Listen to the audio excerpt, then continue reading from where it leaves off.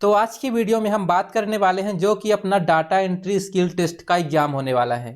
Paper तीसरा यह conduct कराया जाएगा आपको 9 फरवरी को, और आप लोग का जो फाइनल रिजल्ट आएगा जिसपे कि 100% मान लिया जाएगा कि आप अब पोस्टल असिस्टेंट बन चुके हैं, जीडीएस से आपको मुक्ति मिल गई है, एमटीएस से आपको मुक्ति मिल गई, तो यह आपको 12 फरवरी को ही पता चलेगा।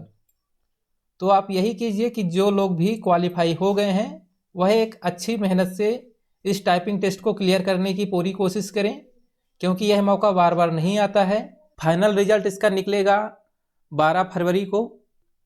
इसके पहले भी मैंने आपको इन्फॉर्म ज़रूर किया है, आप यहाँ से भी इसको देख सकते हैं कि 9 फरवरी को सभी जगह का ये एग्ज़ाम कंडक्ट करा जाएगा जो कि डाटा एंट्री वाला है।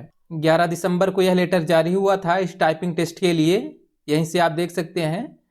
तो यहाँ पास है एमटीएस एंड जीडीएस जो कि अपॉइंटमेंट हुए हैं पोस्टमैन एवं मेल गार्ड के लिए।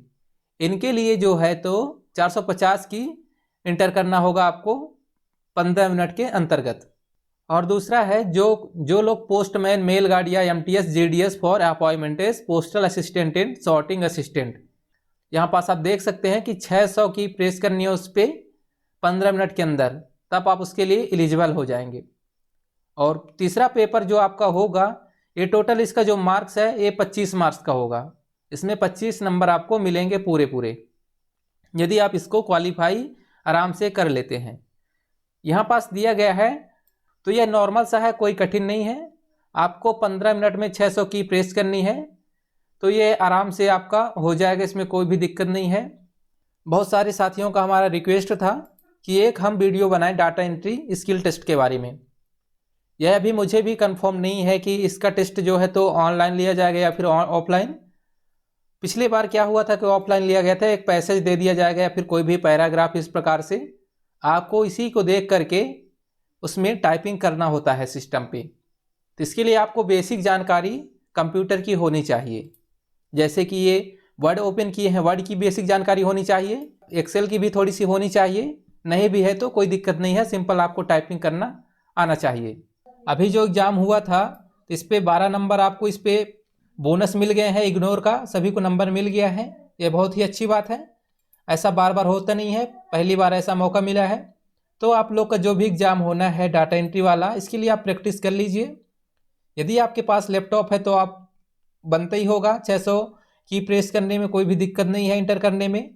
आप इसको ज़्यादा आसानी से कैसे कर पाएंगे इसके लिए मैं थोड़ा सा टिप्स देता हूँ। जैसे कि हमको टाइपिंग करना है हिमालय, यहाँ पर जैसे लिखा है तो हमको हिमालय की स्पेलिंग बननी चाहिए, रीजन की बननी चाहिए। यदि हम एक लाइन इसको पढ़ते हैं, एक लाइन पढ़ने के बाद हम टाइपिंग करते हैं तो बहुत ही जल्दी होता है। यदि हम इंग्लिश को ज़्यादा नहीं जानते हैं, एक एक वर्ड देखेंगे फिर उसको लिखेंगे, ऐसे में बहुत दिक्कत हो जाएगी। जैसे कि हमें टाइपिंग करना है यहाँ पास ड्यूरिंग, तो ड्यूरिंग की अगर हम टाइपिंग करना चाहें तो एक वर्ड ऊपर देखें, फिर कीबोर्ड को, फिर ऊपर फिर कीबोर्ड को, ऐसे में बहुत टाइम लग सकता है। तो इसके लिए आपको इंग्लिश पे ध्यान देना है, इंग्लिश की मीनिंग पे ध्यान देना है। इंग्लिश की मीनिंग आपको जितना अच्छे से बनेगी आप उतना अच्छे से टाइपिंग को कर पाओगे। दोस्तों, आपका जो रिजल्ट आता है तो ये रिजल्ट आपको इंडिया पोस्ट की वेबसाइट पर मिल जाता है। यह इंडिया पोस्ट वेबसाइट का होम पेज है, आपको होम पेज में आना है और सबसे नीचे आपको यहाँ पास देखने को मिलता है एम्प्लॉय कॉर्नर, तो आपको इसी में क्लिक करना है एम्प्लॉय कॉर्नर पे। जैसे आप यहाँ पे क्लिक करेंगे इसके बाद ये एक पेज ओपन होगा, जैसे ओके करेंगे तो आपके पास ये इंटरफेस आ जाएगा उस पेज का। तो यहाँ पास आप देख सकते हैं कि यहाँ पास लास्ट में यहाँ पे किनारे पे लिखा हुआ है रिक्रूटमेंट एंड रिजल्ट्स, तो आपको इसी में क्लिक करना है रिजल्ट्स को देखने के लिए। तो जैसे कि आप यहाँ पे देखिए, यह जो 22 तारीख को रिजल्ट घोषित हुआ है मध्य प्रदेश का जीडीएस 2PA, तो इसका यहाँ पास लिस्ट शो हो रहा है। इस तरह से कोई भी स्पीड पैसेज या कुछ भी दे दिया जाएगा, आपको इसी को देख करके कोई भी पैराग्राफ या कोई भी आपके पास पैसेज आ सकता है, आपको उसे देख करके टाइपिंग करना होगा। दोस्तों, आज इतना ही हम बताना चाहते थे, तो बस इसमें ज़्यादा कोई भी झंझट नहीं है। यदि आपको नॉर्मल सी भी टाइपिंग आती है तो आप आसानी से कर सकते हैं, कोई बड़ी दिक्कत नहीं है, लेकिन थोड़ा सा कीबोर्ड में हाथ बैठना चाहिए। यदि आपका कीबोर्ड में हाथ अच्छे से बैठा है तो आप बहुत ही आसानी से टाइपिंग कर पाएंगे।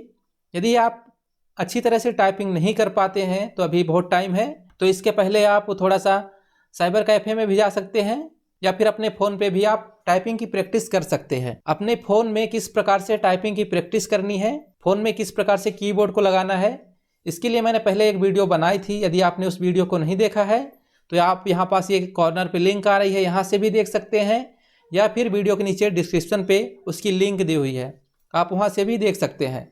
और अभी इतना टाइम बहुत है आपके लिए, प्रैक्टिस करने वाले के लिए थोड़ा भी समय बहुत होता है। तो दोस्तों आज के लिए बस इतना ही। यदि यह वीडियो आपको पसंद आई हो या कुछ अच्छा लगा हो तो इसे लाइक ज़रूर कर दीजिएगा, और हम मिलेंगे आपसे जल्द ही अगले नोटिफिकेशन के साथ में। और दोस्तों यदि आपने हमारे चैनल को अभी तक सब्सक्राइब नहीं किया है, इस लाल वाले बटन को दबाकर आप हमारे चैनल को ज़रूर सब्सक्राइब करें एवं बगल में दिख रहे इस बेल आइकन को ज़रूर दबाएं, ताकि ऐसी जो भी लेटेस्ट इन्फॉर्मेशन है हम जब भी अपलोड करें तो आप तक वो पहुंचती रहें। Goodbye, thanks for watching.